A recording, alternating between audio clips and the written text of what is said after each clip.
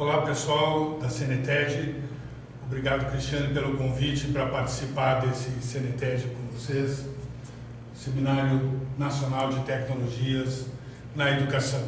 A minha ideia é conversar com vocês sobre os projetos e as metodologias que nós estamos implementando aqui nas escolas do Sul, através das pesquisas do meu doutorado e agora do meu pós-doutorado.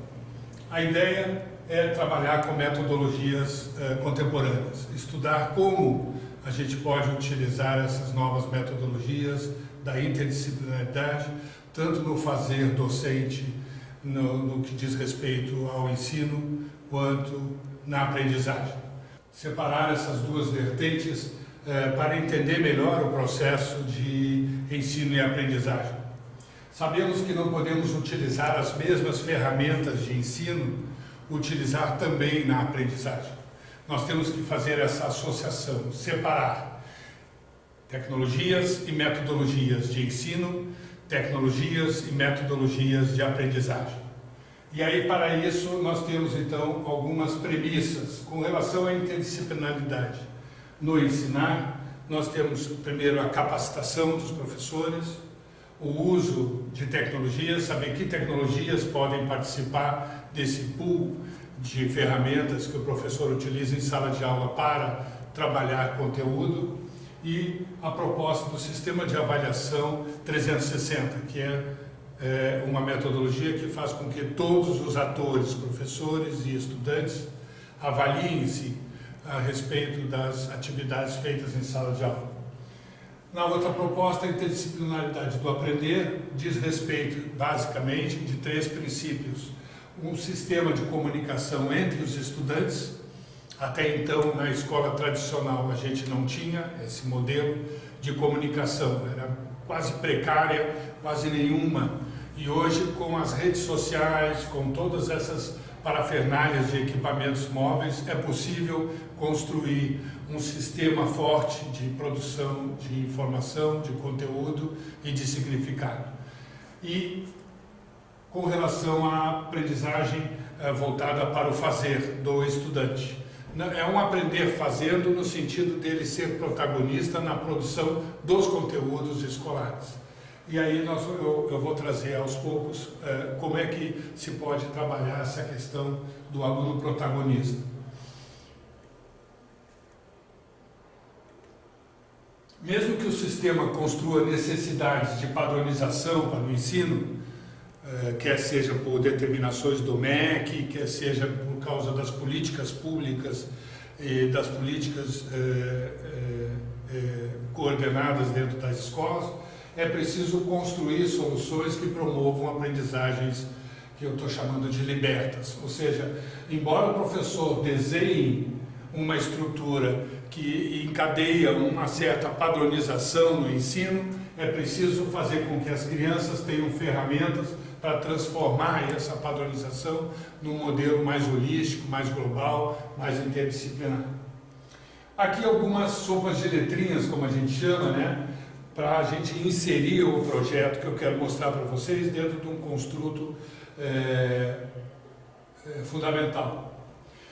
Metodologias ativas, educação centrada na aprendizagem, modelos interdisciplinares, vínculos próximos entre teoria e prática, pensamento crítico e reflexivo, pedagogia problematizadora, mapas conceituais, pesquisa princípio educativo, pesquisa princípio científico do professor Demo e métodos e técnicas e didáticas. Quero trazer primeiro, inicialmente, duas contribuições pedagógicas contemporâneas para vocês. A primeira é do John Gill, a quem nós devemos a maior parte dessas metodologias que nós chamamos de contemporâneas. Compreende aí a construção de conhecimento, respeitando o histórico do estudante, compreendendo pensamento reflexivo e autocrítico, aprendizagem baseada em problemas e educação para a vida e não só para o trabalho. Essas diretrizes é que norteiam as metodologias, hoje em dia chamadas metodologias ativas. A outra contribuição que eu quero trazer é do Jean Piaget, no que diz respeito à reunião que teve em 1970, em Nice, onde ficou deliberado o que deveria ser multi, pluri, inter e transdisciplinar. Depois dessa reunião, vários autores, como Erich Jantsch, e Leo Apostel, Heinz Heckhausen e André Lichnerovitz, que construíram alguns conceitos básicos que viria a ser a educação interdisciplinar daí para frente.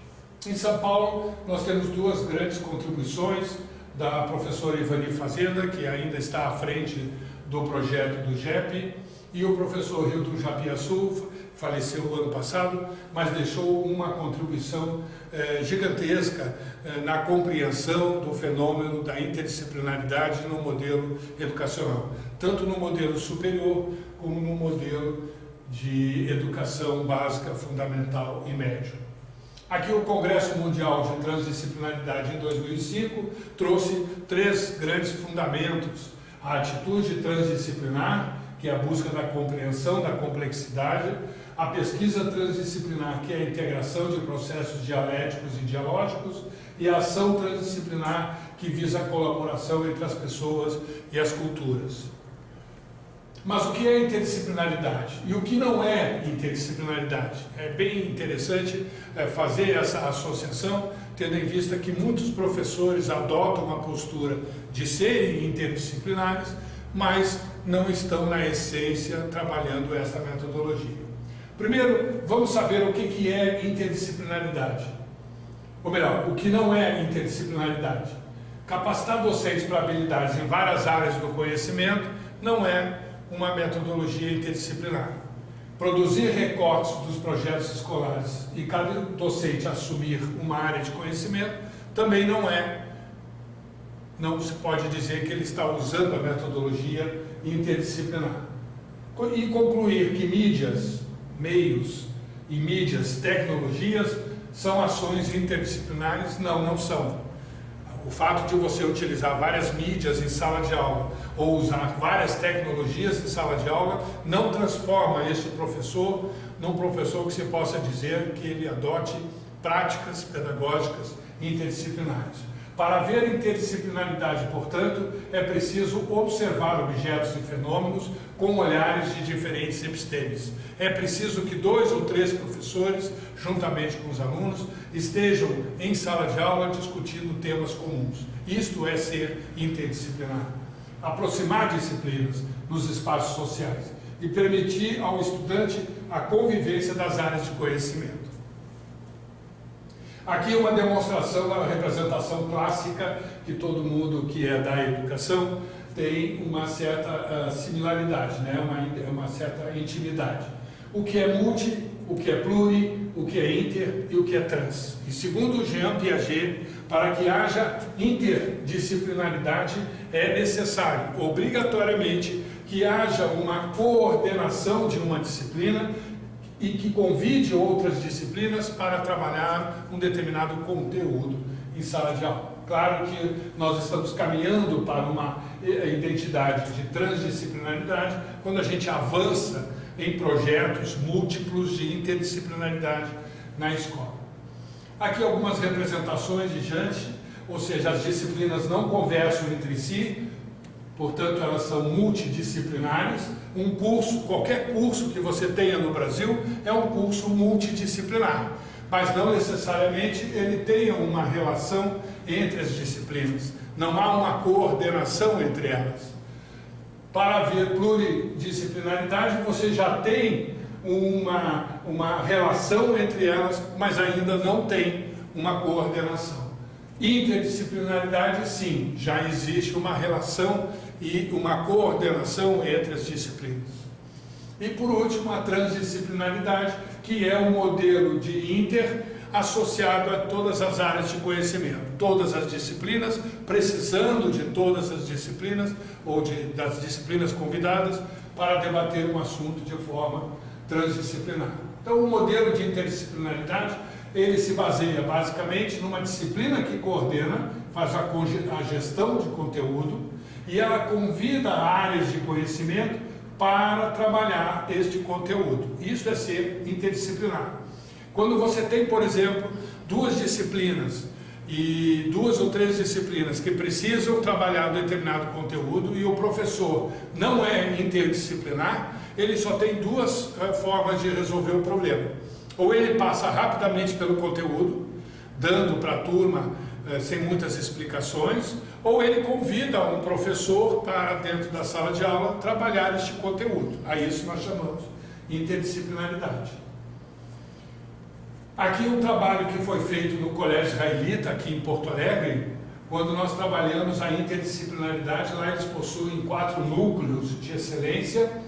É uma escola de turno integral, então no contraturno eles é ofertado para os alunos mais ou menos umas 60 oficinas. Os alunos escolhem aí de 8, 10, 12 oficinas para trabalharem durante o ano.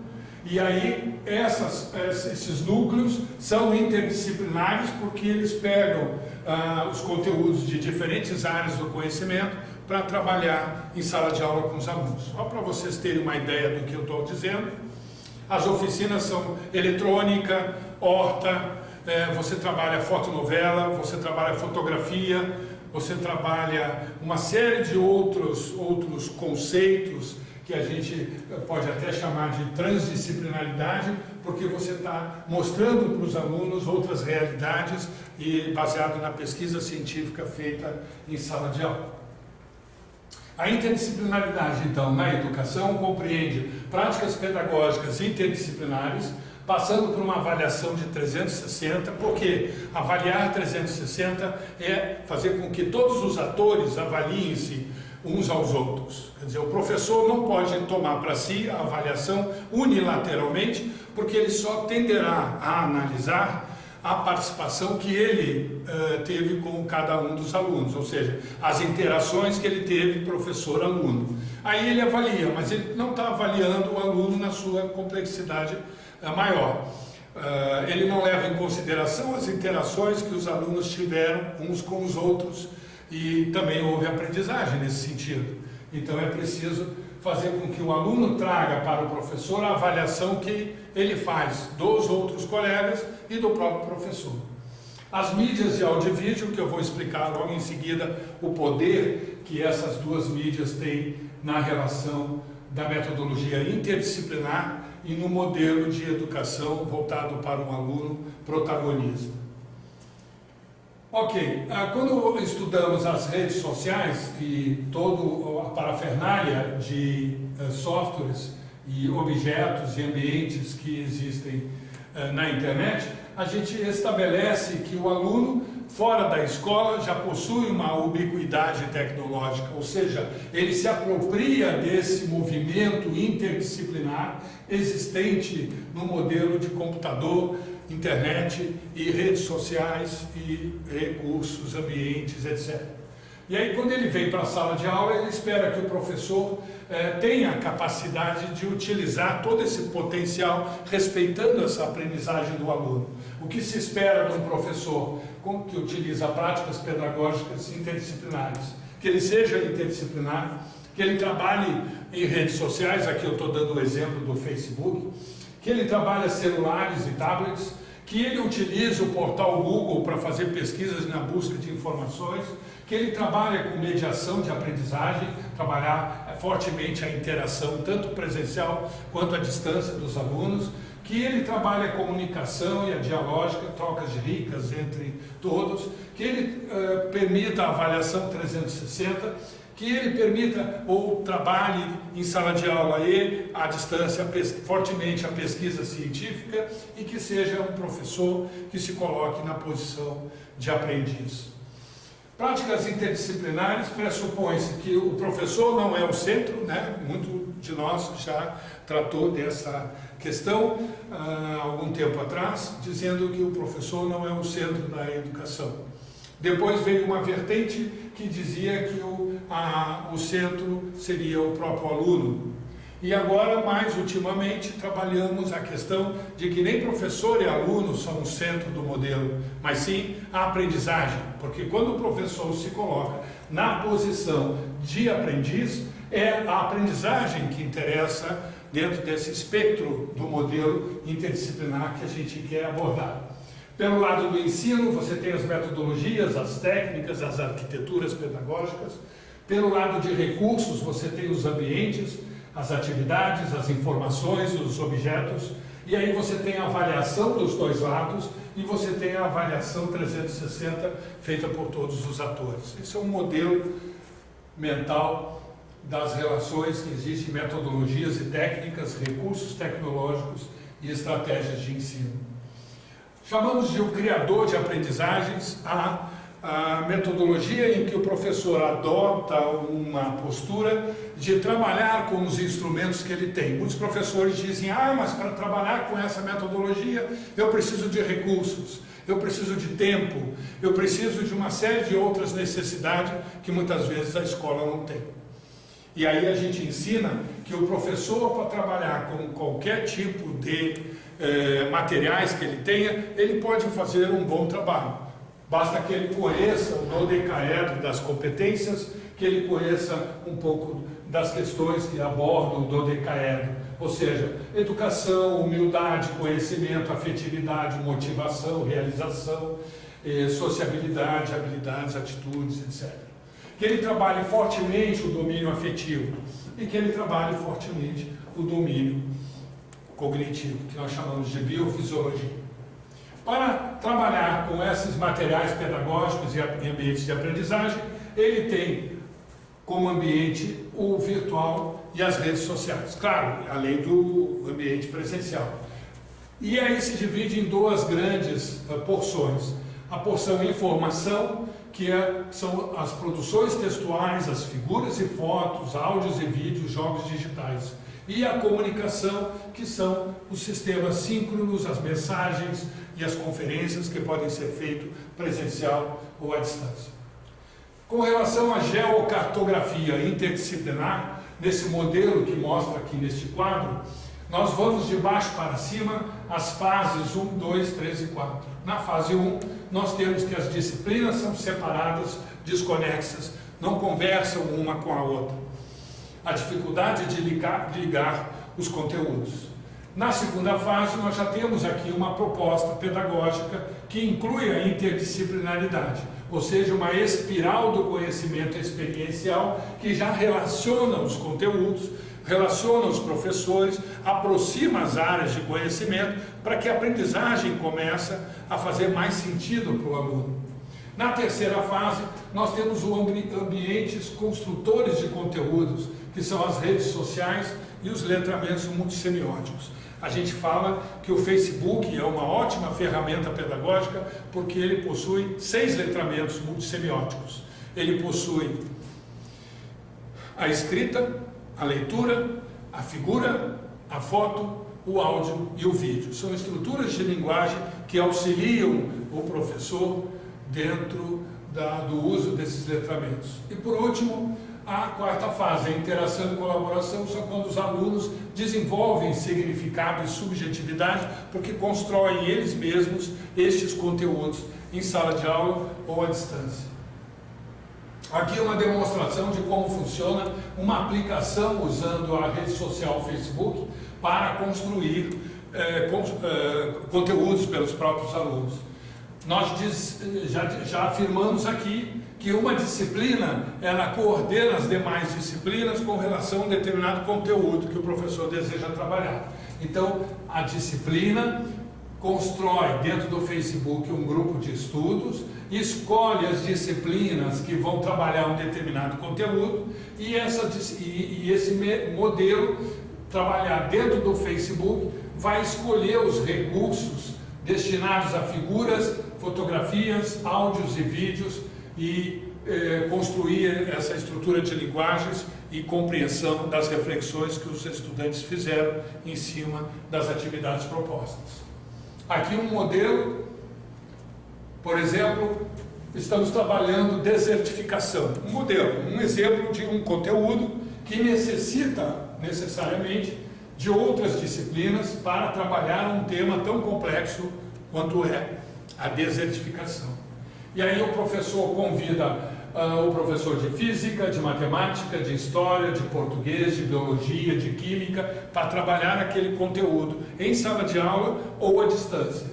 E aí ele escolhe, cria um grupo de estudos, geografia fica sendo então a disciplina coordenadora, e ele escolhe quais são os recursos no Facebook, onde cada disciplina, componente da necessidade dele, vai criar posts ou vai criar estruturas de linguagem. Do resultado dessa metodologia, o professor de geografia traz então os questionamentos das outras áreas, as contribuições que cada um pode dar para explicar o fenômeno da desertificação. Quais são os fenômenos na física? Quais são as contribuições da matemática? Quais são as contribuições da história? Os fatos históricos, os povos, enfim, que trabalham ou que vivem nas áreas desérticas do planeta. Quais são o estudo das palavras e linguagens desses povos? Então você entra com o português. E na biologia você pesquisa plantas, animais e minerais. Que tipo de plantas, animais e minerais estão contidos dentro desse relevo do deserto? E por que certos animais não estão lá ou não sobreviveram ao clima árido dos desertos? A química traz a contribuição de quais são os fenômenos químicos que ocorrem na desertificação. Então, esse é um exemplo clássico de como nós precisamos das áreas de conhecimento para podermos nos apropriar das informações e poder fazer, então, um conteúdo mais abrangente, mais holístico, né, uma aprendizagem que faça mais sentido para os estudantes. Aqui nessa demonstração nós temos que a metodologia propõe então uma capacitação de docentes nos usos dos recursos tecnológicos adequados. É importante ressaltar alguns pontos. Por exemplo, pesquisas escolares em sala de aula. É fundamental que o seu conteúdo seja trabalhado através da metodologia da pesquisa e pelo aluno, utilizando ou não a internet, utilizando ou não equipamentos eletrônicos. Aqui nós estamos falando de mídias, de construção de informação e produção de conteúdo. Conteúdos criados pelos alunos, é fundamental que essa sistemática esteja dentro das práticas pedagógicas de um professor interdisciplinar. A ideia é fazer com que o professor não traga pronto o conteúdo nas suas fichinhas amarelas ou então nos seus PowerPoints, tudo arrumadinho, bonitinho, onde o aluno apenas passivamente presta atenção, copia ou tira foto da lousa e estuda para uma avaliação no final do semestre. Não, a ideia é fazer com que o próprio aluno construa o conteúdo, vá para a internet, estude em grupo, estude à distância, construa aquilo que o professor estaria colocando na lousa, agora é construído pelo aluno. Então isso vai dar a ele maior significação, maior contribuição para o seu entendimento a respeito do fenômeno que está sendo estudado. A outra questão é redes sociais em sala de aula. Um senhor sistema de comunicação foi colocado à disposição do mundo. A maior parte dos estudantes utilizam os sistemas sociais, as redes sociais hoje em dia, fora do contexto escolar. Por quê? Porque as escolas proíbem. Por que as escolas proíbem? Proíbem porque necessita de capacitação e habilitação dos professores. Isso requer tempo e recursos. E aí há todo um questionamento político, pedagógico existente hoje no sistema escolar. É preciso parar e pensar da importância que existe nas redes sociais para o seu uso pedagógico em sala de aula. É tal a significação do uso das redes sociais dentro da educação que nós temos, por exemplo, todos esses movimentos políticos ocorrendo hoje no Brasil e acabou polarizando, né, as pessoas se dividindo em dois grandes polos. Muitos não sabem por que caíram de um lado ou de outro, discutem a política sem uma fundamentação teórica, sem uma fundamentação correta, porque a política não é dada na escola, as redes sociais não são dadas na escola, eles usam e trabalham e pesquisam os diferentes assuntos na internet sem saber se existe fundo de verdade nessas informações. ou se isso é cientificamente correto ou não. É preciso que a escola, hegemonicamente, retorne à sua posição de estudar as mídias, estudar as tecnologias e trazer para o âmbito da escola para que o aluno, pelo menos, aprenda corretamente o seu uso. E, finalmente, a avaliação 360, que nós já abordamos. Áudio e vídeo eu vou comentar agora com vocês no passo seguinte. Bom, com relação ao professor, quer dizer, habilidades e capacitações que o professor precisa como ferramentas para ensinar, não para aprender. Não é por estas ferramentas que o aluno deve aprender. O aluno deve aprender pelas ferramentas de aprendizagem. O professor deve se munir de ferramentas para ensinar. Esta é a proposta que a gente quer trazer para vocês. A escola laboratório é um conceito que faz com que você transforme a sua sala de aula num laboratório vivo de experimentações, onde eles possam, através de trabalhos em grupo, trabalhar questões como a ludicidade, assertividade, companheirismo, formação de opinião e tomada de decisão. Claro, aqui somente alguns, né? A pesquisa científica, aprendendo a fazer, observar, criar hipóteses, constatar e refletir. E na interdisciplinaridade, trabalhar com conceitos como deslocalização, espacialização, desterritorialização na educação e aprendizagem ubíqua, além, evidentemente, da construção do seu eu social. A escola que queremos é aquela que nos faz pensar sobre a aprendizagem. Pesquisas escolares, nós fizemos um experimento numa escola em Santa Catarina, em Leoberto Leal, onde o professor Arisnaldo conseguiu, dessas pesquisas aqui, introduzir 10 delas dentro da escola. Então, 10 grupos realizaram as pesquisas de pesquisação bibliográfica, caso-controle, documental, ensaio clínico, estudo de caso, etnográfica, experimental, fenomenológica, observação e participante. O resultado desse experimento foi fantástico, gerou um artigo científico de primeira linha, porque demonstrou como a escola pode ser um laboratório de experimentações e como os alunos podem se engajar em projetos científicos com natureza, com muita naturalidade, utilizando aquilo que os alunos têm, que é de maior importância hoje em dia, que são as relações que eles estabelecem fora da escola, pesquisando, gravando áudios com entrevistas com professores, com especialistas das áreas, gravando vídeos com eles mesmos, construindo informação e construindo sentido e trabalhando com professores, enfim, deu um resultado muito positivo esses trabalhos. A pesquisa foi feita nessa escola e nós acabamos publicando diversos depoimentos desses alunos no ambiente, demonstrando como a importância da pesquisa científica em sala de aula, utilizando o método da interdisciplinaridade. Aqui alguns exemplos que eu trago para vocês rapidamente. Por exemplo, como é que eu posso ser interdisciplinar? E aqui estou me referindo ao ensino fundamental, médio ou superior, ou até mesmo pós-graduação, de mestrado e doutorado. O que importa aqui é analisar a metodologia do uso da pesquisa científica como instrumento interdisciplinar do professor. Por exemplo, aqui eu estou falando sobre energia. Para estudar energia, eu preciso de várias áreas de conhecimento para entender esse processo.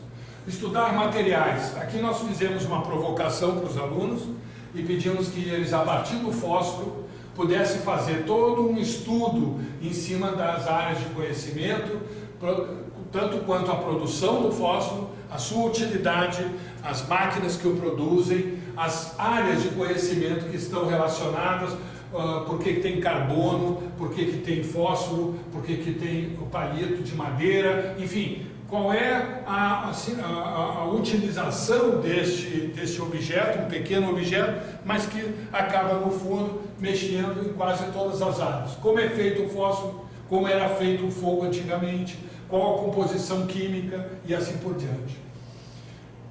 Uma outra provocação que a gente fez na sala de aula foi com relação à climatização.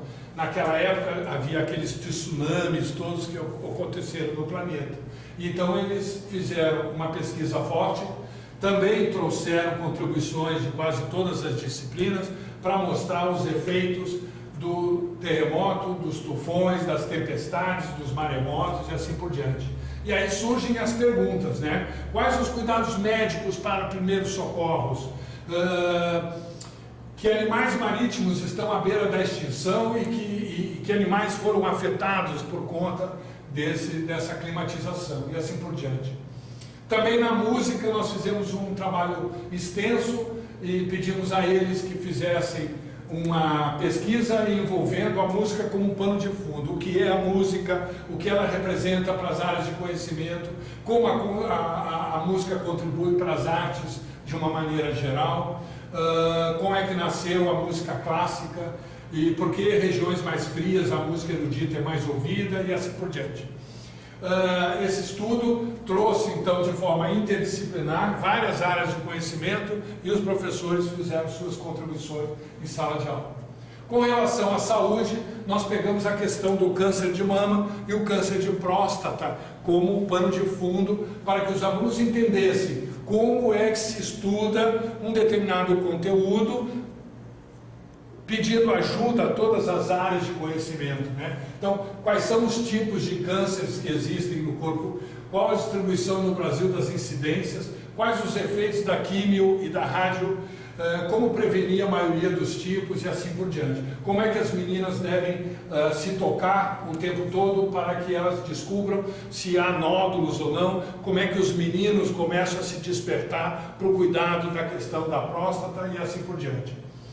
Um outro trabalho que foi feito fortemente utilizando a prática pedagógica interdisciplinar foi a comunicação não verbal e o estado afetivo de interesse. O que vem a ser isso? Enquanto o professor faz uma aula, por exemplo, expositiva, ele consegue observar gestos nas faces e posturais dos alunos para descobrir quais os alunos ainda estão interessados no conteúdo através da mídia que o professor está usando, o meio ou a tecnologia, e se eles estão interessados ou não, ou se já perderam o interesse pelo assunto propriamente dito, ou porque a mídia não está sendo correta.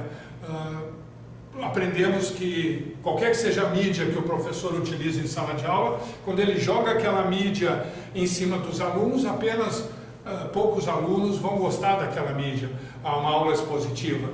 Então vamos fazer um trabalho em grupo, agora vamos fazer uma prova, agora vamos fazer uma pesquisa na internet, agora vamos gravar um áudio, um vídeo do que vocês entenderam de um processo, etc. Então o professor tem que criar o tempo todo uma mídia nova, digamos, uma mídia não deve durar mais do que 10 minutos em sala de aula, senão ele cansa a turma. Aquela mídia só está atingindo uma parcela da sala de aula. Por quê? Porque as crianças acabam se apegando a uma determinada estrutura de linguagem para aprender. Então, se você quer pegar todos os alunos, você tem que trabalhar várias mídias em sala de aula. Todas essas pesquisas que nós mostramos para vocês ocorreram através do projeto do meu doutorado e a gente pôde fazer esse exercício da prática pedagógica interdisciplinar em sala de aula, demonstrando como é possível metodologias contemporâneas utilizando interdisciplinaridade no ensino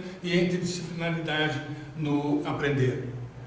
Espero ter contribuído aí de alguma forma para mostrar para vocês esse modelo educacional que está dando certo através das nossas pesquisas e já estamos fazendo diversas demonstrações em escolas e universidades.